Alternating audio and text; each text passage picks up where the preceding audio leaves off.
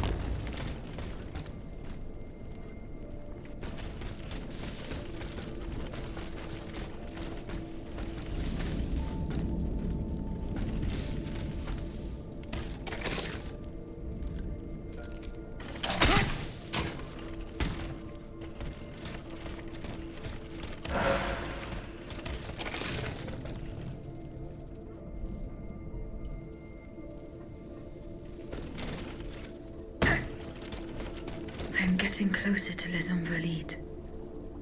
Here, I should be able to cross the moat easily.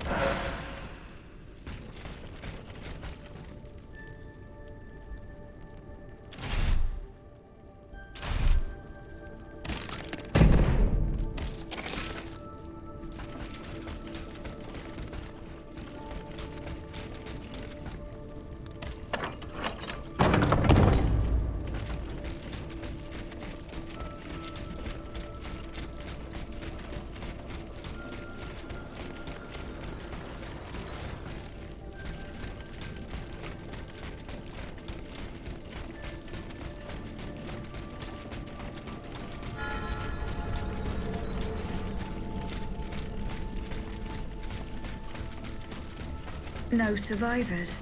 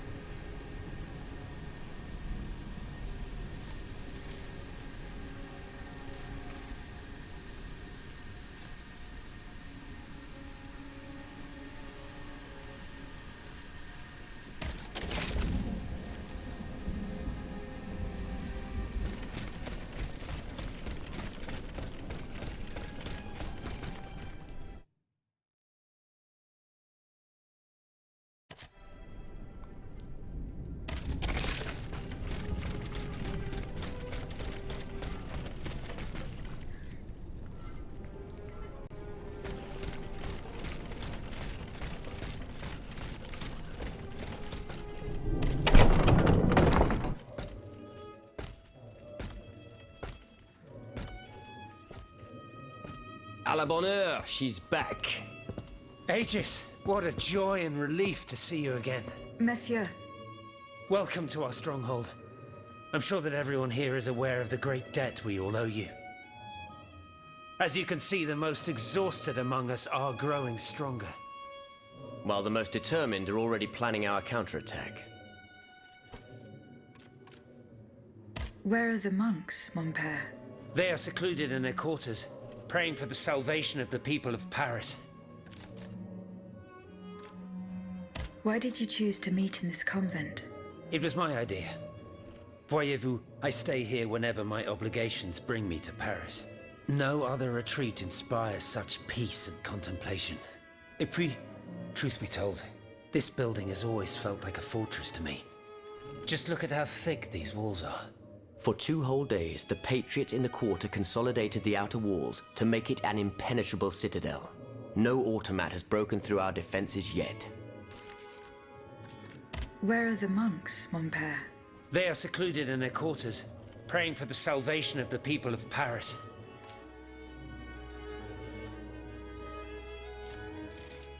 I did not expect to see you all together. 4 days ago, the representatives of the Third Estate gathered in a tennis court.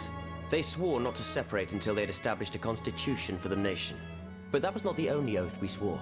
All the honorable men who were at Versailles, representatives and patriots, members of the Club Breton, secretly swore to meet here if they were dispersed.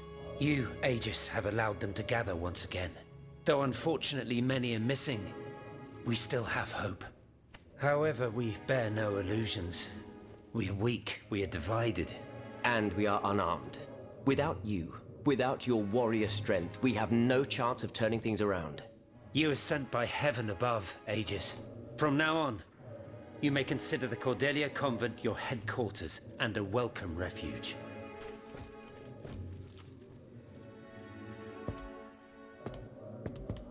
We must speak, you and I, in private, if you please. Monsieur de Lafayette must not hear a word of what I'm about to tell you. What do you mean? You all seem to be certain that I will use my strengths to serve your cause. Are you forgetting that I have a task to accomplish? Not at all, madame. We all know and support your plan to free Monsieur de Vaucanson. That is why I've taken the time to think of a way for you to get to the Bastille. I am listening. There is a patriot in Paris whose pamphlets have aroused Monsieur de Lafayette's ire. His anger is so strong that the poor man had to disappear to escape arrest. I know that he is secretly hiding in the quarries in Montmartre. A labyrinth he is said to know like the back of his hand. If anyone can help you navigate the obstacles that keep you from the Bastille, it is the elusive Monsieur Marat. Very well. I will go and find him.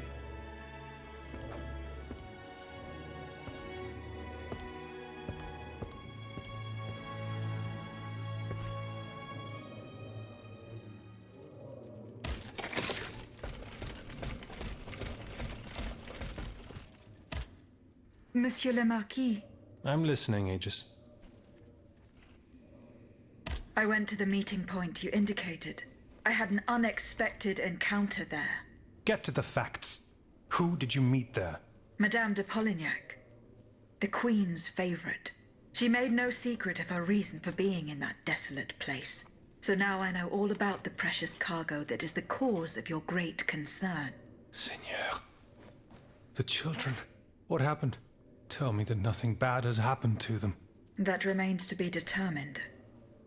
One thing is certain. Charlotte and the young Dauphin are missing. The evidence points to an ambush by the Duc d'Orléans' men. They apparently attacked the wagon the children were hiding in. How the hell did they know? This ambush could not have taken place without an accomplice. You were betrayed. A plague on Orléans and his damned informants. They have taken the children. That still remains to be seen. It seems that the Duke's men were interrupted while carrying out their task. 3 of them lost their lives. A 4th was able to escape. Excellent. I bet it was my hussars who sent the vermin running. But why the hell haven't they reported to me yet? Because they perished. Every last one of them. Mowed down by the royal automats. I found their remains outside the stables. Oh, no. The poor souls. But then, the children. They must be in the hands of the scoundrel Orléans. We have no proof of this. In that case, there is not a minute to lose. We must get to the bottom of this and save the children. If there is still time. Oh, if I could get my hands on that rat Marat. I'd find a way to make him talk, believe you me.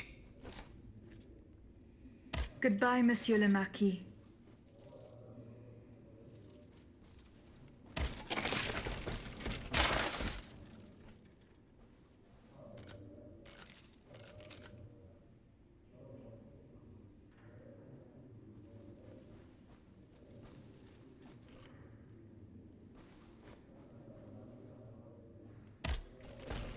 Aegis, a word, s'il vous plaît.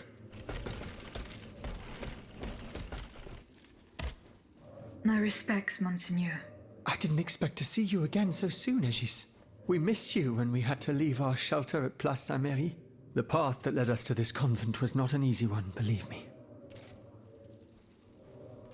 Goodbye, Monseigneur. Allez en paix, Aegis.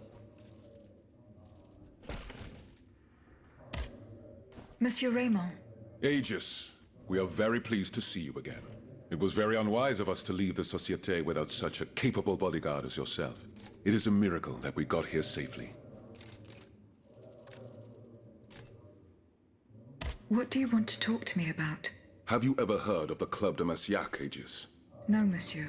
It's an association that meets at the Hôtel de Massiac, just west of Les Halles. It counts some of the wealthiest plantation owners in the Empire.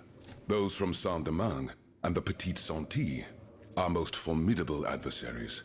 They are waging a war of influence to keep the slave trade going, and resort to the vilest methods to achieve their ends. They worship nothing but money, and their greed is matched only by their cruelty. Regrettably, my interests occasionally require me to suffer their company. 2 months ago, I was in Le Havre to settle some business with the Admiralty, when I overheard a conversation between 2 planters from Bastère. If they are to be believed, the Club de Massiac is plotting to create sleepless slaves, des esclaves sans sommeil. Those were their exact words. It's hard to say what this could possibly mean, but I fear they plan to administer some foul drug to their slaves to force them to toil day and night, without rest. Our organization will not let these poor souls endure such a hell. Aegis, we must look into this. It is a matter of great urgency. You speak of greed, Monsieur Raymond. But could you enlighten us as to what makes you any different from the planters you condemn? What exactly do you accuse me of, Monsieur de Robespierre? S'il vous plaît, do tell. Do you not also exploit the labor of these poor souls yourself on your indigo plantation? I fight every minute of every day to improve their condition. No one would have the audacity to deny this. If that's the case, then why wait? Free them. You preach abolition, yet you continue to line your pockets at their expense. The truth is, you refuse to upend the established colonial order because your entire fortune depends on it. It's easy to criticize from atop Mount Olympus, Maximilian. You know nothing of the realities of Saint-Domingue. What would happen to all these people if I freed them tomorrow? Without an education, without a livelihood, I would be condemning them to the most abject misery. No. I must act with both compassion and realism. Any reform, revolutionary or not, must be taken step by step, with moderation and prudence. This reform is not so difficult. I've begun it myself at La Belle Gabrielle, my plantation in Guyane. There you will not find slaves, but workers who earn a weekly wage. And my plantation is no less profitable. Ah, yes, profit. Because that's the most important thing. Don't you see, the law of nature gives every man the right to cultivate his own land. Monsieur, calm yourselves. I implore you. Now is no time to quarrel. What Monsieur Raymond has related to us is extremely worrying. We must find out more about this plot to create sleepless slaves as quickly as possible. Aegis, you are the only one who stands a chance of making it to the Hôtel de Massiac alive.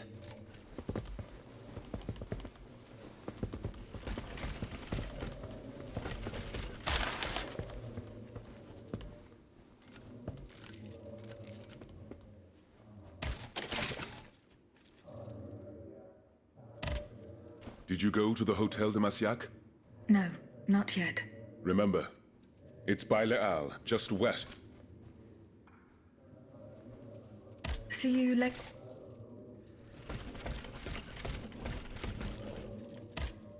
Monsieur Bay. Mademoiselle, I am very pleased to find you here with us within the shelter of these walls. I found a document written in a script that I was unable to read. Let me see. Ah, je vois. These pages were written using some sort of shorthand. A variation on Taylor's system, no doubt. I'm wont to use it myself from time to time while jotting down my ideas as they come. What does it say? It's a bit difficult to decipher. Je crois. I believe it's an autopsy report. The author writes that the subject died from a large dose of prussic acid. What is prussic acid?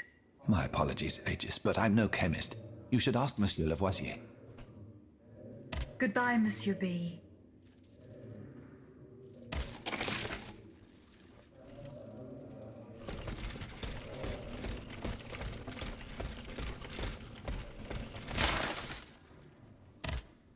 Monsieur le Marquis. I'm listening, Aegis. Goodbye, Monsieur le...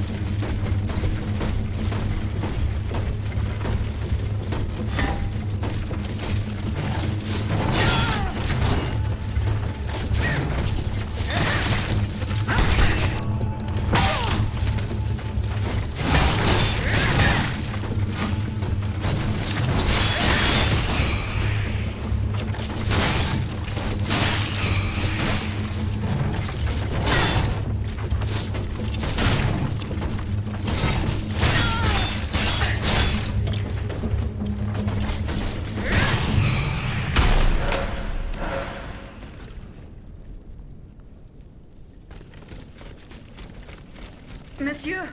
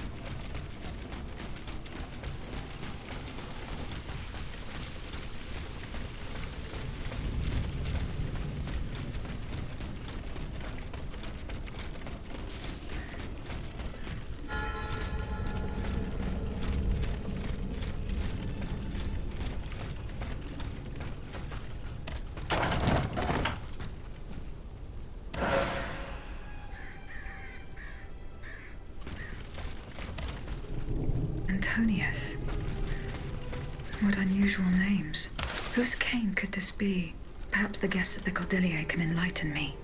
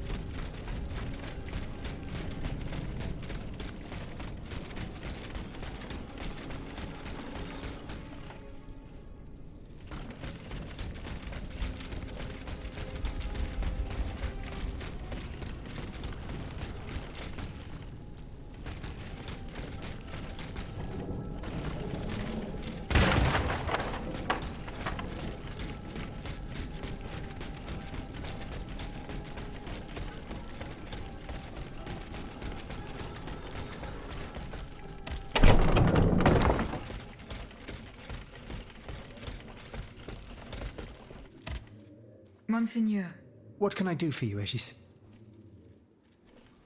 do the four names Franciscus Antonius mean anything to you? The Franciscan Order, perhaps? Go on. Franciscus Assisiensis, the founder of the order, and Antonius Patavinus, one of its most illustrious members.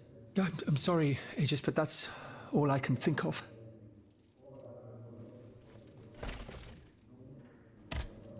Did you go to the Hotel de Massiac? No, not yet. Remember, I found a cane inscribed with the name Franciscus Antonius. Does that mean anything to you? no, I'm sorry.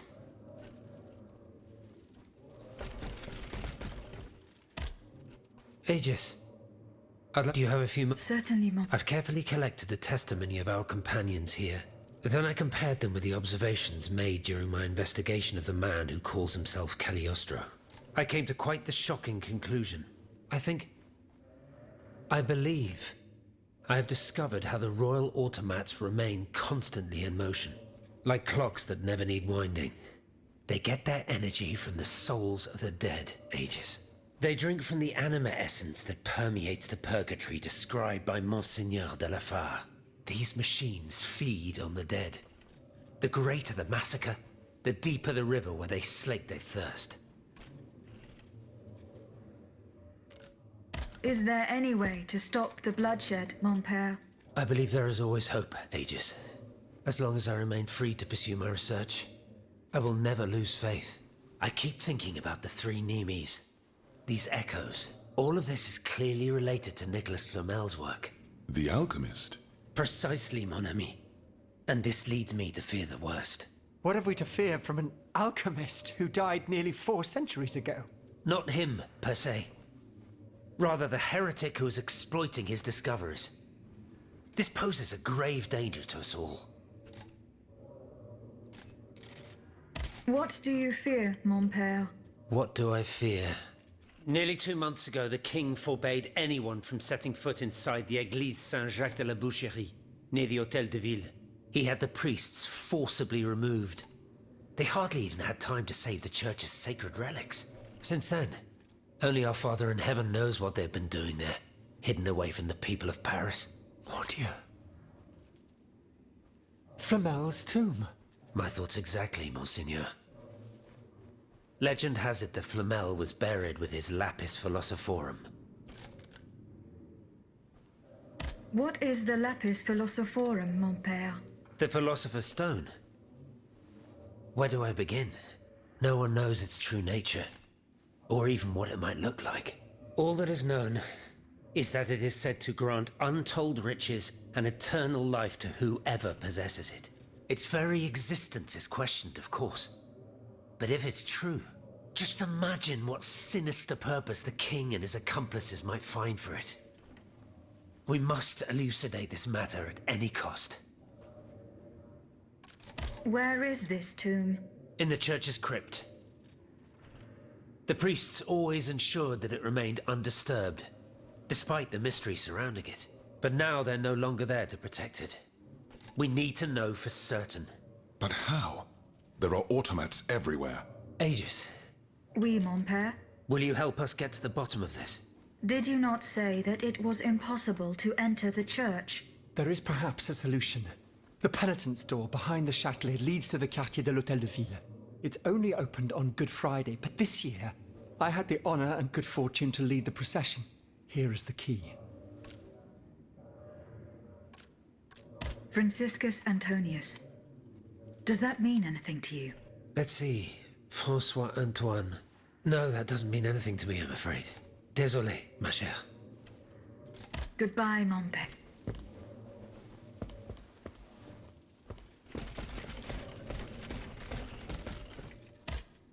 Monsieur le Marquis. I'm listening, Aegis. Franciscus Antonius. Do these names mean anything specific to you? François Antoine.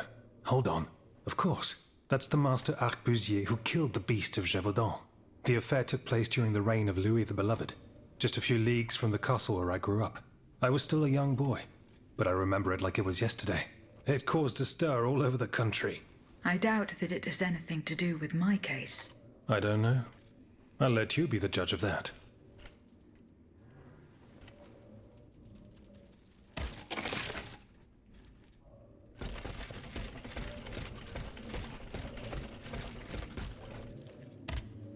Monsieur de Mirabeau.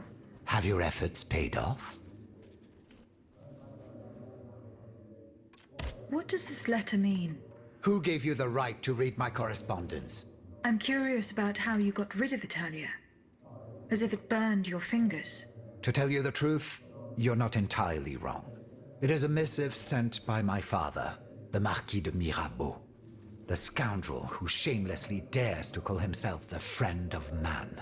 He writes to say that he is on the brink of death, in such a desperate state that he has received extreme unction. This reprobate used his final moments on this mortal plane to send me threats yet again. He swears that he will torment me from beyond the grave. How is that possible? To my knowledge, he has not yet deigned to shuffle off this mortal coil. In any case, the satisfaction of knowing he is dead would not assuage my concern.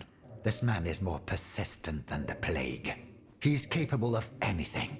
He has spent his entire life persecuting his family. And I believe he is ready to spend his eternal rest continuing to do the same. I need to know what he's planning. Where is he now? At his home in Argenteuil.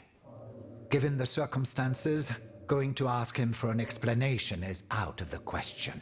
But the man who heard his final confession is here. Monseigneur de la Fare. Precisely.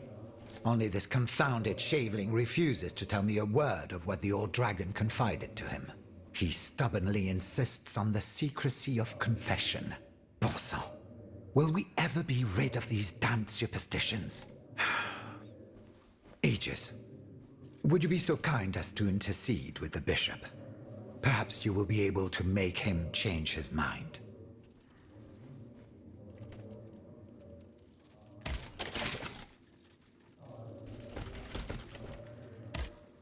Were you able to speak with... No. I found a broken cane. It says Franciscus Antonius on it. Do you know who it belongs to? Well, I never. Yes, I know the owner. And I'm willing to bet you're looking for a certain François Antoine. That's right. Well, you'd need to look a little further east, mademoiselle. Across the Rhine for a start. Because this cane belongs, or belonged, to a certain Franz Anton Mesmer. Mesmer, the prince of charlatans. It's been a long time since I've heard his name. 5 years to be exact since your learned commission denounced his theories. It wasn't long after that when he disappeared. Can you tell me more about Mesmer? He was a mystical healer who was once popular with the upper class. I myself attended several of his sessions.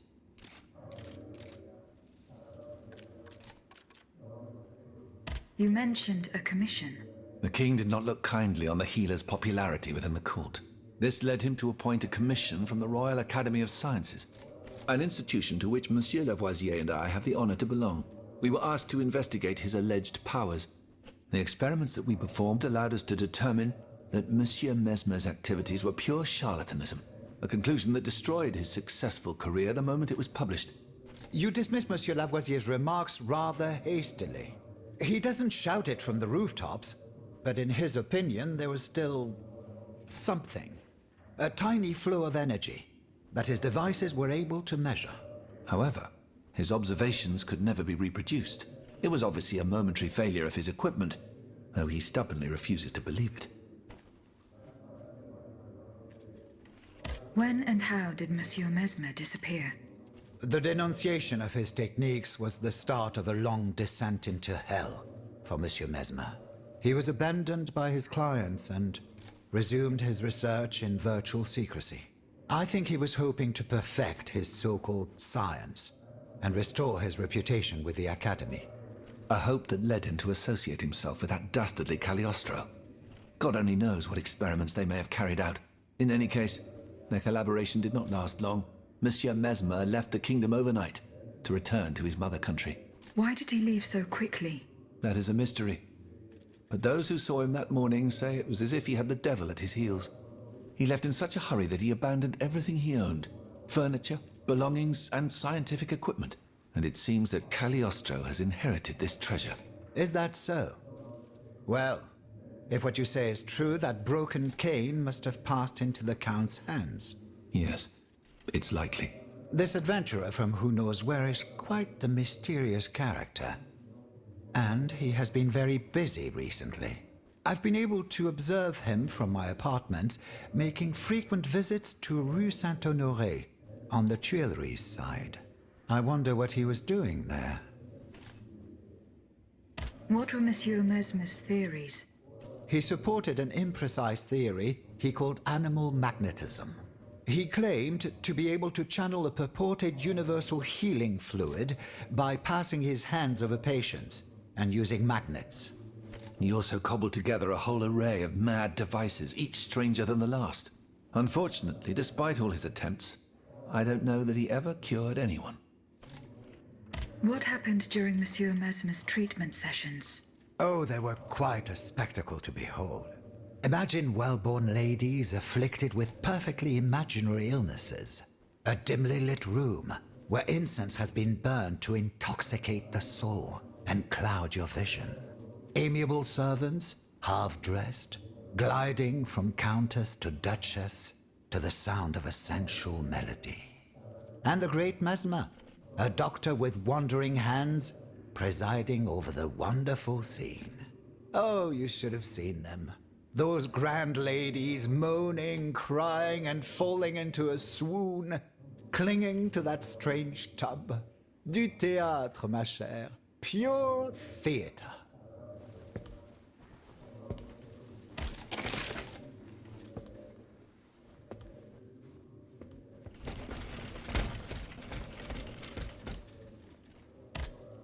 Monseigneur. What can I do for you, Aegis? Monseigneur, I would like to talk to you about your recent meeting with the Marquis de Mirabeau. What has gotten into all of you? This has gone on long enough. I will say it one last time and pray that they will finally leave me alone. Nothing and no one will make me violate the secrecy of his confession. Have I made myself clear? Perfectly clear, Monseigneur.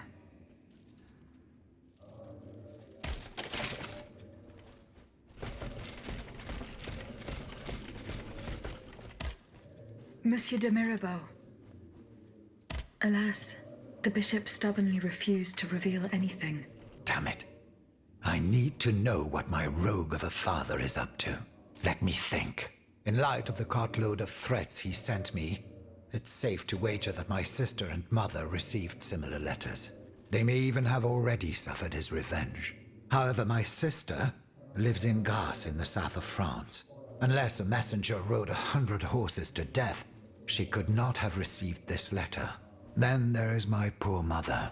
If you ask me, I will go to find her. Yes, it's very kind of you to offer.